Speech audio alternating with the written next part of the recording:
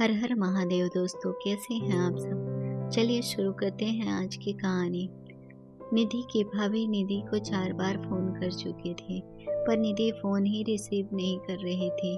बाद में जब निधि किचन से बाहर आई तो देखा उसकी भाभी की 4 मिस कॉल है लगातार। यह देखकर वह घबरा गई, क्योंकि उसकी भाभी को पता होता है कि अगर निधि 2 बार में फ़ोन नहीं उठाती है तो इसका मतलब यही है कि वह अपने काम में व्यस्त है और या फिर फ़ोन से दूर है। अब निधि का मन घबरा रहा था, क्योंकि भाभी के 4 फ़ोन लगातार आने से उसे टेंशन हो गई थी, क्योंकि निधि की मम्मी की तबीयत इन दिनों ठीक नहीं चल रही थी। अभी 2 दिन पहले ही निधि अपनी मम्मी से मायके से मिलकर आई थी। फिर भी निधि ने हिम्मत करते हुए अपनी भाभी को फ़ोन लगाया, और फ़ोन जैसे ही भाभी ने उठाया तो निधि को रोते हुए कहा, दीदी मम्मी जी हमें छोड़कर चली गई हैं। रात को अच्छे से सोई थी। सुबह आपके भैया और मैंने खूब उठाने की कोशिश की, पर वह नहीं उठी। तब हमने डॉक्टर साहब को बुलाया। फिर उन्होंने बताया कि मम्मी जी अब नहीं रही। दीदी आप जल्दी से घर आ जाओ। इतना सुनते ही निधि की आंखों से आंसू बहने लगे। पापा तो उसे पहले ही छोड़कर जा चुके थे और अब उसकी माँ भी नहीं रही। निधि तो बिल्कुल बेहाल हो चुकी थी। अब निधि ने रोते रोते यह बात सक्षम उसके पति को बताई, तो सक्षम ने उसे संभाला और उसे जल्दी से कार में बिठाकर मायके ले गया। निधि जैसे ही अपने घर पहुंची तो अपनी माँ के शरीर को देखकर उससे लिपट गई और खूब रोई। आखिर में सक्षम ने उसे किसी तरह समझाया और माँ का अंतिम संस्कार किया। सारे विधि विधान होने के बाद भी निधि की रुलाई रुकी नहीं। उसे माँ की बहुत याद आ रही थी। तब निधि की मौसी ने उसके आंसू पोंछे और उसे संभाला और कहा, निधि बेटा ऐसे दुखी मत हो। दीदी नहीं रही तो क्या हुआ, मैं हूं ना तेरी मौसी। मेरा घर भी तो तेरा मायका है, और तेरा जब मन करे तब आ जाना अपनी मौसी के पास। वैसे कहते भी है ना, मौसी मतलब माँ जैसी।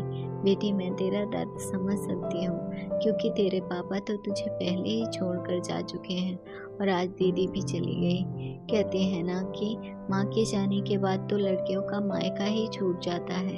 यह भाभी तो बस दुनिया को दिखाने के लिए नाम का रिश्ता होता है, क्योंकि मायका तो माँ से ही होता है।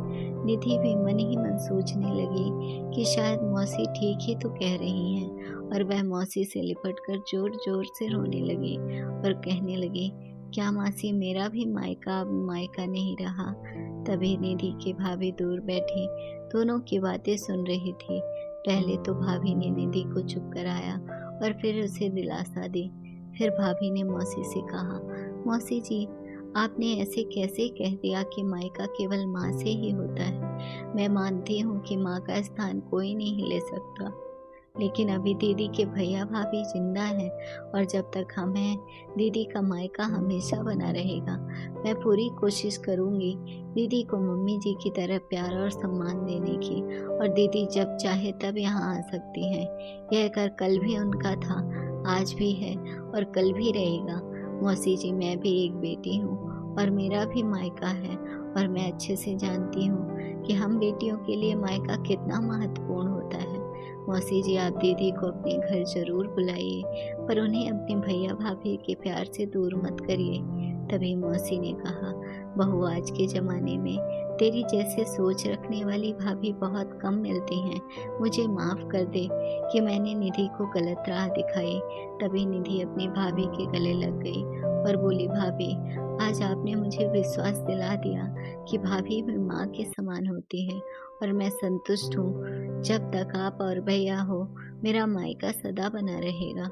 और किसी ने कहा है ना कि भाभी माँ के समान होती है। आज आपने मुझे इस बात का विश्वास भी दिला दिया है। अगर आपको हमारी कहानी अच्छी लगी हो तो अपने दोस्तों के साथ भी शेयर कीजिए, और कमेंट में ज़रूर बताइए कि कैसी लगी ये कहानी। और हाँ, ऐसी ही अच्छी अच्छी कहानियों के लिए चैनल को सब्सक्राइब करना ना भूलें। धन्यवाद दोस्तों।